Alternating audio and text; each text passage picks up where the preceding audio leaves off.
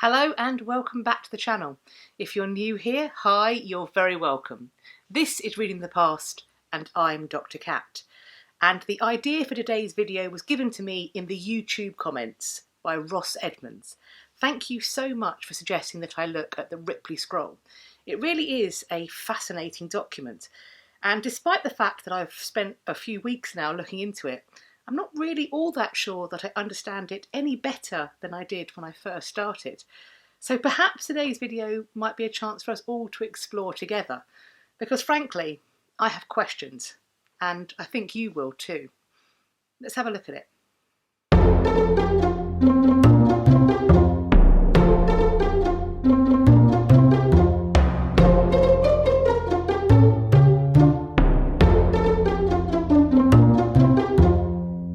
Meet George Ripley, or rather, look at this image, which is said to be a representation of the 15th century alchemist and Augustinian canon. In terms of George Ripley's life, not much is known, particularly about his early life. We aren't sure when he's born, but it has been claimed that he was born around 1415. At some point, he became a canon at Bridlington Priory in Yorkshire. We believe that he studied alchemy in Italy, and perhaps also at the University of Louvain. Most famously, he wrote a book on how to make the so-called Philosopher's Stone, which went under the title The Compound of Alchemy. In the case of the topic for today's video, the Ripley Scroll, unsurprisingly, it takes its name from this very man, George Ripley.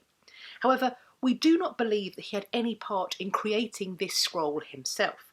Certainly, there doesn't seem to be any evidence of that. But it is believed that the scroll is based upon his work, The Compound of Alchemy.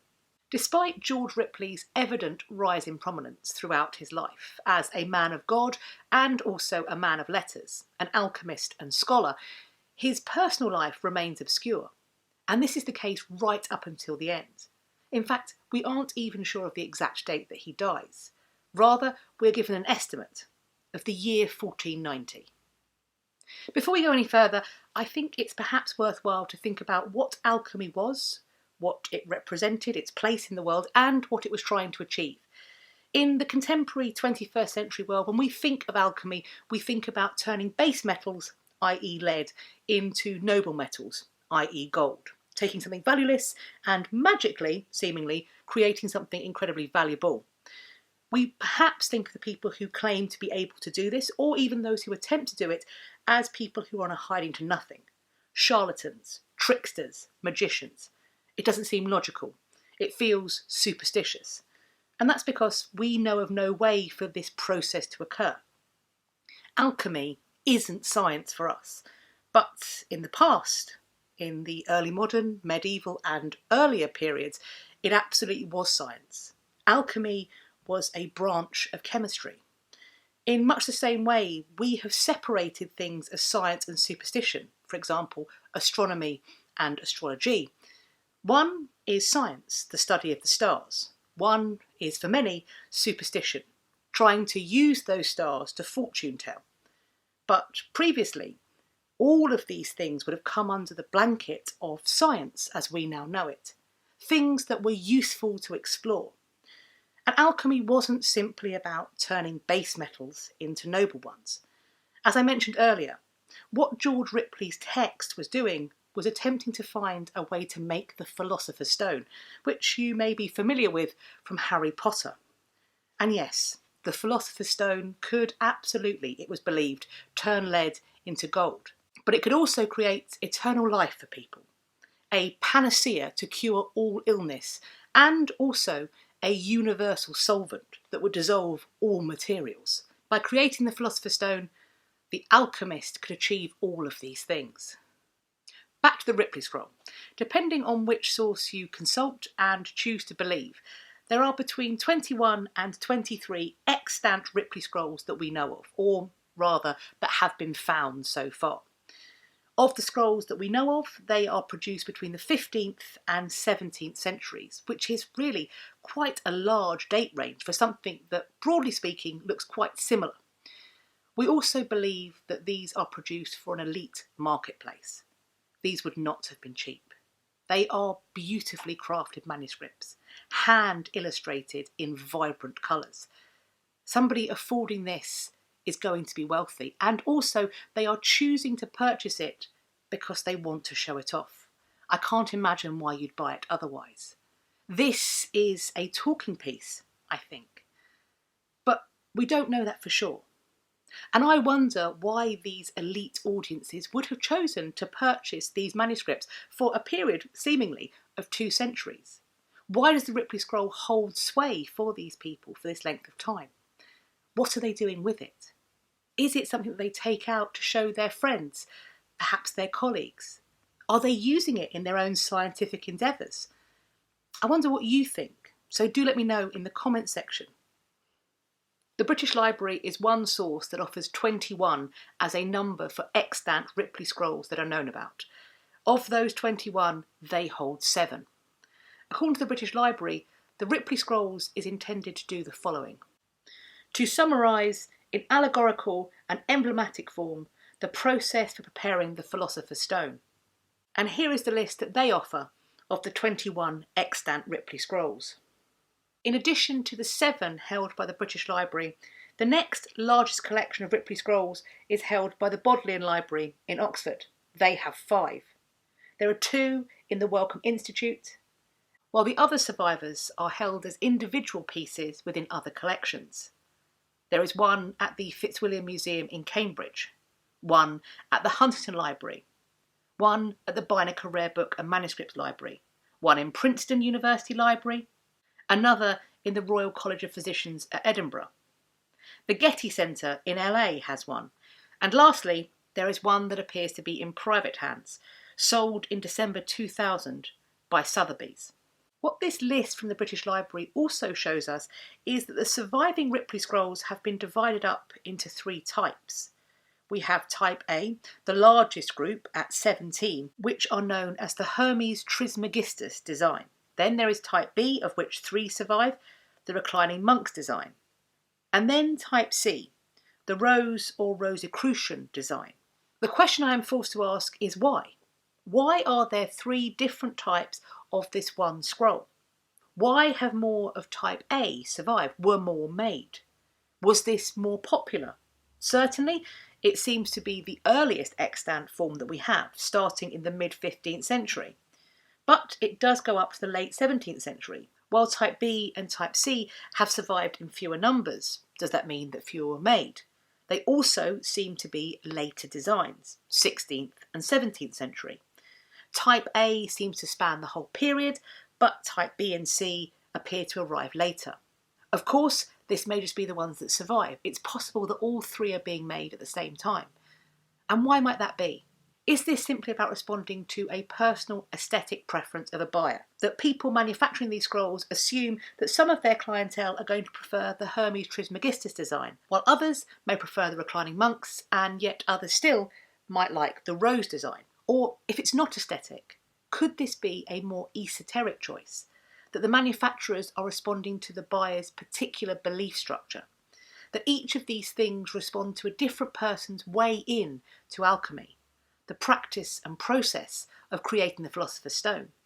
That each person buying it has a different belief of how such a thing can be achieved, and the manufacturer is responding to it. If it's this more esoteric choice, what does that mean for George Ripley, the original text that then feeds into the creation of the Ripley Scroll? If these different interpretations are being put on it artistically, has George Ripley become lost? Or, rather, is George Ripley's text all-encompassing? Something that can be used by all of these different people. It's the image, an individual image, that could not do enough. The text covers all, but these 3 different images are necessary to get the full sense across. In which case, is it possible that an individual buyer might purchase all 3? As shown in the British Library's list, one of these Hermes Trismegistus designs is held by the Royal College of Physicians in Edinburgh, and they have a web page dedicated to it. So let's have a look at that now. We can see here that, just like George Ripley himself, the provenance of the Ripley Scrolls is obscure in many cases. As I mentioned, it seems that they usually belonged to aristocratic and wealthy individuals. We don't know when or where they were produced, But the Royal College of Physicians in Edinburgh asserts that some of them originated in Lübeck in the 16th century. In the case of the scroll that they hold, it seems that it is no less obscure than the others, and in fact the best they can do is trace it back to the 1640s at the latest. What is of particular interest and perhaps a small bit of confusion to me is the fact that they have traced it back to Sir George Erskine. They assert that he has contacts with lots of aristocrats in Scotland and London who are known to study alchemical manuscripts. Also, that he has connections with Rosicrucians in Hesse, Germany. We might expect, because he seems to have had these contacts and connections within the Rosicrucian movement, that he may have wanted to show it off, particularly as there is a design option for the Ripley Scroll that he could do this with, something that would show his interest in this particular and peculiar spiritual and cultural movement. For me, this would be particularly probable as the Rosicrucian movement is brand new. It is the cutting edge of esoteric, spiritual and cultural thought at the time. So if Sir George Erskine was moving in these circles, and it seems that he was, that would have made him at the very vanguard. It's surprising to me that this isn't what he chooses to show off in his version of the Ripley Scroll. And so we have to wonder why. Does he not have access to a Rosicrucian Ripley Scroll, so he buys the next best thing? Or does this version not speak to him? He chooses the Hermes Trismegistus design because that is the one that he wants, regardless of any connection with this esoteric, cultural and spiritual movement. The Royal College of Physicians in Edinburgh state the following. The scroll is about 18 feet 4 inches or 5.5 metres long, and it is about 23 inches or 57.5 centimetres wide. It is made up of 7 sheets of vellum, each about 32 inches or 80 centimetres long, except for the last section, which is 9 inches, 22.5 centimetres long. This is where part of the expense comes in sourcing the vellum.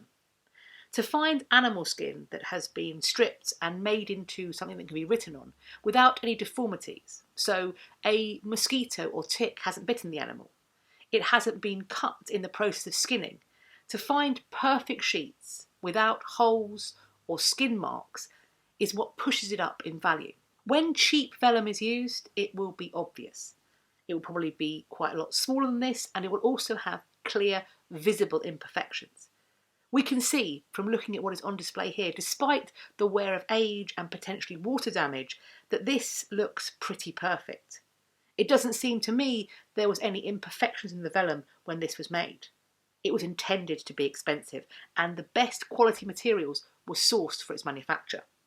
The Royal College of Physicians in Edinburgh offers the following paragraph as an explanation of what we are seeing here. While the scrolls embody many conventional alchemical symbols, the interpretation of these is obscure and a matter for conjecture. Amongst others, the psychiatrist Jung has offered explanations of some of the imagery. As in much alchemical writing and imagery, there is an evident Christian symbolism throughout. Some of the symbols are familiar alchemical ones: hermetic vases, a toad, the dragon, the bird of Hermes and the red and green lions. But what they represent is another matter, and can differ from one use to another. The toad often signifies earthly matter, or sophic sulphur, in which the grosser physical properties of sulphur are absent. The bird of Hermes, which is shown as eating its wing, has been interpreted as a stabilising act in relation to Mercury. However, Mercury does not always represent the familiar quicksilver, but is rather a clue to properties more spiritual than chemical. The red lion may represent sulphur, the green lion Mercury or vitriol, or perhaps antimony. The bleeding dragon is probably a symbolic pelican, volning itself, which is a common motif often with religious significance. There is so much detail in the scroll's imagery that there is still a long way to go in explaining what lies behind it.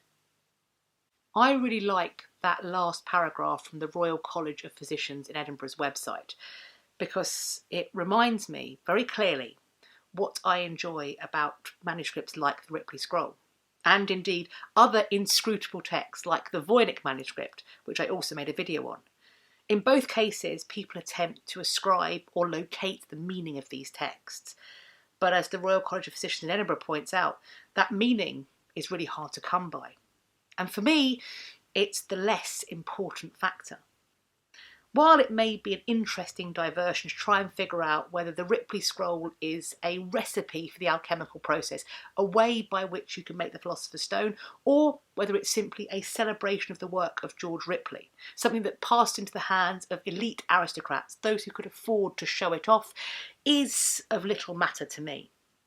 What it offers is a way into the past. I'm not a massive fan of the phrase, the past is another country, they do things differently there. And I've often said that. But when I look at the Ripley Scroll, I am forced to question that understanding. Because it reminds me that in certain ways, the past absolutely was a different country. And we are foolish to ignore that fact. At the top of this video, I talked about how things like superstition and science have been very much divided up by us, but how those distinctions, as we understand them, didn't really exist in the early modern, medieval, and indeed earlier world. That alchemy and chemistry were closely connected. Astronomy and astrology equally weighted. But as the Royal College of Physicians of Edinburgh points out, there is one thing that I also missed out, and that is faith in God. The medieval and early modern, indeed earlier worlds, were faith-based societies, unquestionably. And that is a really important cornerstone as we attempt to view the world through their eyes, or if we wish to try to at least. Because if we don't understand the role of faith, superstition and science as we divide them up, then we don't really understand the past. Because for them, these weren't divided up. Science or natural philosophy without God didn't make any sense because every aspect of life was controlled by faith. In a world before microscopes, before germ theory, before an understanding of the circulatory system, they understand the world in the way that they possibly can. They find ways in. So they don't understand that the blood is beaten around the body by the heart.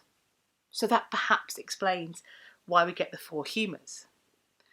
If you don't understand germ theory, if you can't see germs and microbes under a microscope, does that make you understand where miasma comes from? And I would equally argue that without the notion of miasma or evil air, would we have even started looking for the germs that make up germ theory? All of these things are the ways in which people understood their world in a time that we don't live in anymore. However, while it is clear that they do view the world differently, I think there is the same impetus behind it. In each case, the attempt is to make order out of chaos. So while it may be in some ways a different country, perhaps I go back to my original standpoint, that it's not so different after all. While it's true that people from the past find their hope in alchemy, trying to create the Philosopher's Stone and a global panacea that would end all death, are we so different? With our hunt for vaccines and medicines and antibiotics, are we not constantly trying to do much the same thing? Try to medicalise away our natural mortality? It's simply the fact that we call what we are doing science and what they were doing superstition. Similarly, don't many of us look to horoscopes? Some think it's foolish, others firmly believe in it. So there are still people practicing that superstition as we now see it of astrology, something that for our early modern and medieval counterparts was equal to astronomy, the study of the stars and the movements of the heavens. In each case, whether the 21st century or the 16th century, we are attempting to understand our world, bring order to our lives out of the chaos that is the human experience. But I wonder what you think of this video, of the topic I've talked about today, of the idea of finding order in chaos, of how we can understand the past. Do let me know what you think in the comments section down below. Or you can come and find me over on my social media. As always, I will be leaving the links to my Instagram and Twitter in the description box. You can follow me there and we can continue this conversation. I do hope you've enjoyed this video and found it useful. If you did, then please let me know by hitting the thumbs up. Please also subscribe to this channel, and while you're there, why not hit the notification bell next to the subscribe button so that YouTube will tell you when I've next uploaded. I hope you're going to have a great day whatever you're doing, and I look forward to speaking to you all in my next video. Take care of yourselves. Bye-bye for now.